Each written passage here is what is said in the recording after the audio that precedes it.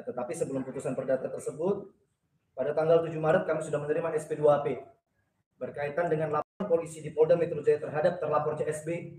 Terlapor CSB telah ditetapkan sebagai orang tersangka oleh Polda Metro Jaya. Ya. Jadi artinya terkait progres laporan tersebut, sebagaimana kami terus berkoordinasi dengan tim penyidik, kami menyerahkan alat bukti, kami menyerahkan menghadirkan saksi-saksi yang untuk diperiksa. Nah, di sini sudah diperoleh 2 alat bukti yang cukup yang bersandar pada 184 KUHP di situ, sebagaimana itu adalah kewenangan daripada penyidik juga. Penyidik meyakini melalui gelar perkara telah ditetapkan tersangka seorang terlapor CSB. Jadi demikian perkembangannya. Nanti selanjutnya akan melengkapi administrasi masalah penetapan tersangka tersebut. Oleh karena kami mendapatkan informasi juga bahwa CSB sampai saat ini pun belum menghadap kepada penyidik di Treskrimum Polda Metro Jaya. Alat buktinya apa? Itu nanti yang akan mungkin bisa ditanyakan ke Polda Metro ya. Karena kan di sini kembali lagi hak daripada kita adalah menerima surat pemberitahuan perkembangan hasil penyidikan. Di sini estafnya ya, surat ketetapan menetapkan tersangka seorang CSB tersebut. Akhirnya setelah menunggu lama, akhirnya CS menjadi tersangka. Mungkin gimana juga? Rasa leganya yang pasti bersyukur dengan proses yang panjang ini bisa sampai di titik ini itu luar biasa banget. Terima kasih buat suami, buat tim pengacara juga, Bang Roland Foto, dan juga yang pasti aku mau terima kasih buat tim Treskrimum Polda Metro Jaya yang sudah membantu luar biasa atas penanganan kasus yang terjadi saat ini, dan lega akhirnya bisa membuktikan bahwa terlapor CSB saat ini sudah ditetapkan sebagai tersangka. Jadi ya, ini adalah buah perjuangan kita semua menggapai keadilan, menegakkan hukum di Indonesia. Semoga kejadian kayak gini juga nggak terulang lagi. Mudah-mudahan ini bisa menjadi salah satu contoh buat orang yang mau berbuat jahat, jangan macam-macam, karena hukum di Indonesia itu akan tetap bisa ditegakkan seadil-adilnya. Berarti CSB akan dijemput secara paksa berarti ya? Seharusnya terhadap seorang yang sudah ditetapkan sebagai tersangka dapat dilakukan surat perintah penangkapan dan penahanan, tetapi itu adalah kewenangan dari penyidik. Oleh karena kan tetap dari penyidik nanti akan memeriksa lebih lanjut ya, di mana keberadaan si terlapor dan sebagainya. Tetapi dari status saksi yang sudah dinaikkan seorang tersangka, jelas itu kan begitu, dapat dilakukan surat perintah penangkapan ataupun penahanan, dan itu yang akan kami mintakan juga. Terus dari pihak Kajedar, dari pihak Kajedar tuntutannya apa aja sih Bang? Kalau dari kita ya kembali lagi sesuai dengan bukti-bukti yang kita laporkan kemarin, ada sebagian berupa sebagian berupa uang kan begitu kan. Itu yang artinya kemarin kan kami lapor katanya dari pihak lawan mengatakan bahwa ini kerugian PT lah, ini segala macam kan begitu kan. Nah di sini kan kami tetap dari awal kami preskon pun kita ngomong bahwa kita akan bertanggung jawab terhadap laporan polisi ini. Cuman penanganan terhadap dugaan pasal 378 dan atau 372 KUHP berkaitan penipuan penggelapan, penanganan penyidikannya ini pasti berbeda dengan kayak contoh penganiayaan dan sebagainya. Harus memeriksa alat bukti. Di sini kan penyidik sudah profesional kan begitu. Sampai akhirnya di dalam gelar perkara yang dilakukan oleh Ditreskrimum Polda Metro Jaya dapat menetapkan terlapor CSB tersebut sebagai seorang tersangka. Ini kan bukan asal-asal kalau Ditreskrimum Polda Metro Jaya kan begitu. Pasti kan melalui prosedur hukum. Kan begitu. Tapi kan di pengadilan yang di court itu bahwasanya CSB sendiri meminta meminta uang sejumlah 50 itu gimana kan? Ya, itu nanti putusan yang akan melalui ekor tanggal 15 itu pasti nanti putusannya akan berbunyi apa, kita pasti akan responkan juga. Sebagaimana saya melihat juga tanggapan dari kuasa hukum dari CSB ya, mengatakan dia optimis lah, yakin, sah-sah saja menurut saya. Tetapi kalau tidak mau mendahului putusan hakim, biarlah prosedur hukum itu nanti yang berbicara. Seperti ini dari awal kami dibilang katanya laporan salah, pelapor ini itu. Tapi di sini ya kembali lagi bukti yang akan berbicara, prosedur yang akan berbicara. Begitupun dengan putusan nanti. We will see, kita sama-sama lihat. Makanya kata lawan juga kan bakal jaminannya dua rumah. Silakan. Ya itu bebas. Orang mau mengajukan tuntutan berapapun, mereka mau mengajukan sita jaminan konservatori besla, itu adalah hal yang wajar, hal yang lumrah. Tetapi apakah dalil tersebut dapat dibuktikan? Kan kembali lagi, majelis hakim tentu akan bersandar pada alat-alat bukti yang sudah diatur oleh hukum formil. Demikian juga dengan laporan. Kalau Kak Vincent dan Kajedar mungkin menanggapinya seperti apa? Terkait yang rumahnya akan disita di Jaksel yang di Bali katanya. Ya tangkapannya mau dibilang shock ya shock, maksudnya dengan bukti apa kayak gitu loh. Apalagi kan kita kan di sini kan nggak mau keluar-keluar yang tidak benar. Di sini kan kita juga ikutin prosedur, kita juga kalau ditanyakan bukti kita memberikan bukti, dan nanti kalau masalah keputusannya kita lihat nanti aja. Seoptimis apa sih Kak Jedar akhirnya uangnya bakal kembali? Ya dengan proses yang segini panjang, ya mudah-mudahan bisa memulihkan kerugian yang aku alami. Itu yang pertama ya. Yang kedua ya semoga bisa cepat selesai juga, karena aku juga nggak mau ini berlarut-larut, karena aku punya anak, repot, juga lagi rencana punya anak lagi, jadi nggak mau hal ini berlarut-larut, mengganggu keluarga, mengganggu Daily life lah. daily life anak-anak juga, soalnya kan kasihan. Berarti selain ingin mengajukan PPS ke penjara, dengan apa kerugian yang dialami dapat ditanggung sama si PPS ini ya? Dipertanggungjawabkan gitu. Ya. Sebelum adanya kasus ini, Kak Jedar sama Bang Vincent mungkin sedekat apa sih sama si CSB tersangka ini? Temen deket kok.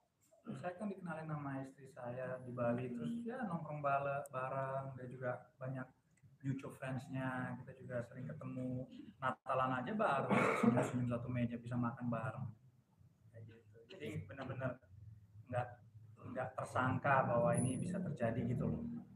Buat ya namanya juga musibah, mau gimana lagi ya, kita jalanin aja. Ya sejauh ini pihak ECS sudah membuka komunikasi nggak sih buat kepada kalian, atau mungkin kalian juga berusaha untuk melindungi mereka gitu? Kalau untuk hubungin mereka nggak sama sekali. Dia sih beberapa kali ada menghubungi kami, tapi ya udah, maksudnya hubungin saya sama istri saya buat apa kalau bukan untuk kasus ini dan untuk perdamaian yang maksudnya yang bisa didamaikan, yang boleh dibilang damai. Saya sampai saat ini saya masih terbuka loh. Kalau dia mau damai dan dia bisa maksudnya ikutin syaratnya untuk sama-sama biar sama-sama enak itu, saya terbuka masih. Tapi dari pihak sebelah kan nggak ada komunikasi sama sekali. nggak ada. Sampai sekarang pun udah jadi tersangka belum ada komunikasi juga kesini. Nggak ada. Apalagi yang kita tahu kan bahwasanya CSB ini kan tinggalnya di luar negeri. Ini gimana nih, agak kesulitan berarti ya bisa gitu. Ya, nanti kan itu kan kewenangan penyidik, kami tidak mau mendahului. Tetapi artinya dari progres yang dari awal dia sebagai saksi ditingkatkan statusnya menjadi tersangka, ini kan melalui prosedur. Nanti bagaimana kelanjutannya, kami tetap berkoordinasi dengan penyidik, apa yang akan dilakukan. Ini kan masuk dalam hal-hal yang sifatnya memang menjadi kewenangan penyidik, yang tentu tertutup kan, nggak mungkin cara pengejaran, cara apa tadi muat kan begitu. Kalau mau opsi damai berarti pihak CSB gimana? Bagaimana? Opsi damai. Ya, tadi disampaikan oleh klien saya kan terbuka kan begitu, tetapi damai ini jangan hanya di atas kertas, kan harus jelas. Ya. Damai ini harus ada bentuk yang nyata. Kerugian klien saya tetap apa yang dia sampaikan, kerugian tersebut itu kerugian yang nyata, bukan kerugian yang main-main kan begitu. Artinya bisa dibuktikan semua melalui laporan polisi, ada peningkatan status. Nanti ini di Pengadilan Negeri Jakarta Selatan sama-sama kita tunggu tanggal 15. Katanya kan mengajukan 50 emosi luar rumah Pak.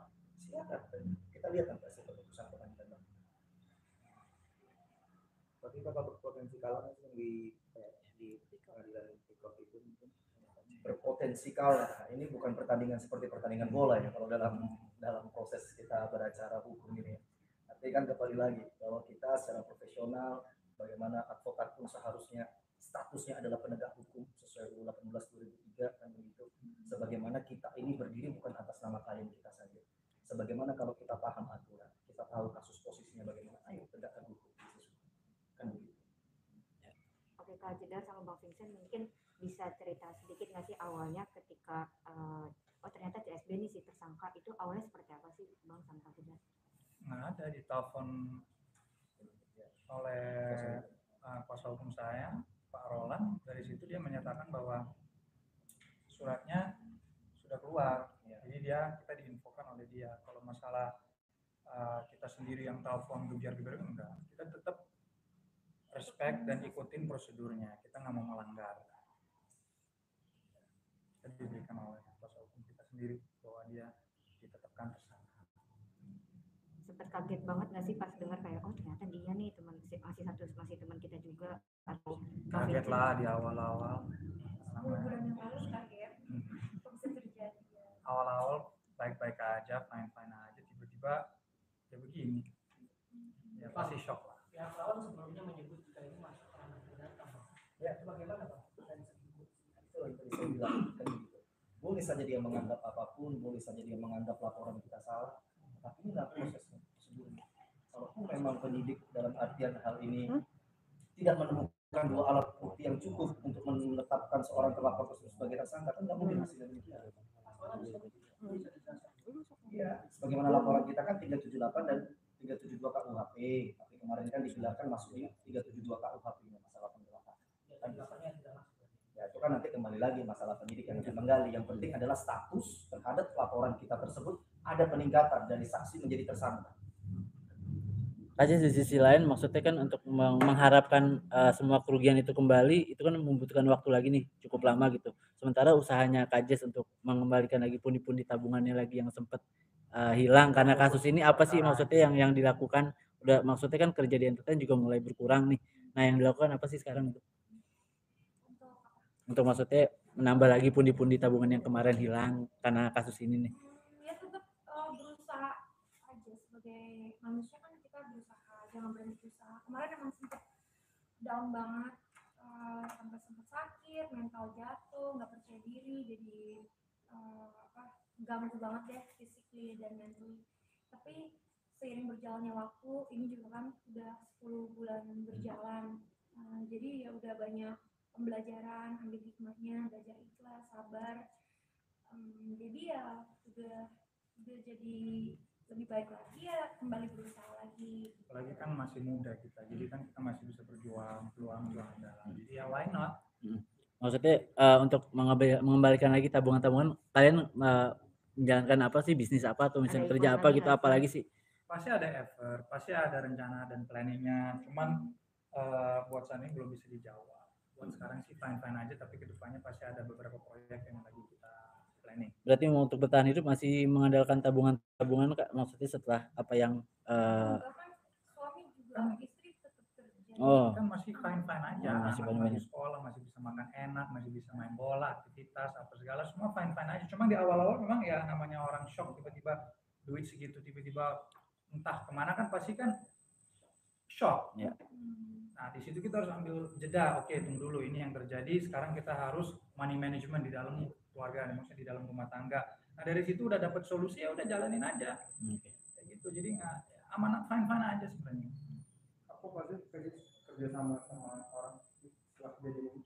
Iya, jadi lebih hati-hati, yang pasti kan kena dampak traumanya juga luar biasa gitu. Jadi kedepannya ya pastinya lebih hati-hati. Semua kontrak akan dicek sama Pak Roland langsung. Ya make sure nggak terjadi hal-hal kayak gini lagi gitu. Harus lebih hati-hati lah. Ini kan ada kerugian materi itu, apakah juga akan masuk ke depan akan masuk dalam tuntutan ganti rugi? Jadi dalam KS kita bisa kembali kerugian materi ini apa juga akan masuk dalam? Ya itulah substansi yang lagi kita tunggu putusan Pak. Dan begitu. Dan kita di sini nggak mau mendalami kalau saya sifatnya begitu. Artinya ketika kita pegang satu hal yang pasti kalau kita pegang, kita nggak mau terlalu buang-buang optimis dengan bahasa-bahasa yang telah kembali lagi laporan. Di sini akan kita buktikan aja. Ada disampaikan buat CSB yang dari tersangka. Ini kalau dia lihat berita ini udah cukup, statementnya itu kan udah jelas itu bahwa dia sudah ditetapkan tersangka. Dan kalau dia emang masih mau damai, dia masih ada nomor saya, dia bisa hubungi saya, masih open untuk berdamai. Jadi ya balik lagi ke orangnya sendiri. Ya, jadi mungkin saya tambahkan sedikit aja. Sebenarnya kalaupun memang bentuk perdamaian itu nyata, bisa diadakan restoratif justice. Sebagaimana itu memang Polri memiliki peraturan tersebut. Ya. Kan begitu, restoratif justice itu menumpukan kepada pengembalian dalam keadaan semula korban yang dirugikan. Artinya, sebagaimana tadi saya bilang, terbuka, tapi terbuka bukan hanya penawaran kertas dan begitu. Ayo, bagaimana ini? Sekalipun tersangka pun bisa dilakukan restoratif justice. Restoratif justice itu artinya perdamaian sebelum ini dilimpahkan kepada pengadilan. Tetapi kan kembali lagi, bagaimana penawaran dari pihak mereka dalam bentuk nyata atau cuma tawaran melalui kertas saja. Kalau melalui kertas kita sama-sama tahu ini apa sebuah kertas ini. Tapi bisa dibilang lebih memilih restoratif justice dibandingkan dengan menuntutkan sebagai Nggak gitu Ceng, nggak gitu Ceng. Bergantung pada penawaran. Nggak artinya restoratif justice tapi dia tidak kembali saja. Iya dong. Gimana? Ceng. Iya. Ya happy kita happy. Disitulah kita damai, tapi harus jelas. Apalagi ingat ya, ini bukan saksi lagi ya, sudah tersangka ini di sini. Yang menersangkakan bukan kita, tapi penyidik Reskrimum Polda Metro Jaya selaku penegak hukum institusi kepolisian di Indonesia.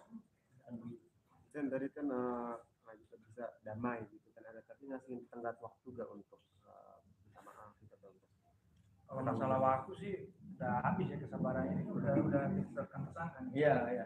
Jadi kalau masalah waktu ya ini bisa tahu sendiri lah.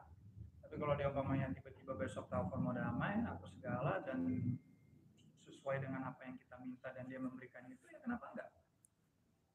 Balik lagi ke orangnya sendiri, CSB-nya sendiri. jadi pintu perdamaian dibuka kapanpun ya.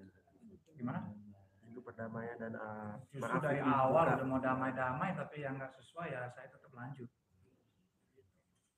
Kalau nanti pada akhirnya si tersangka ini di penjara misalkan ya, kira-kira Mbak Jedar sama Bang Vincent masih mau menjalin silaturahmi gak nih sama keluarga atau circle-nya dia atau gimana gitu?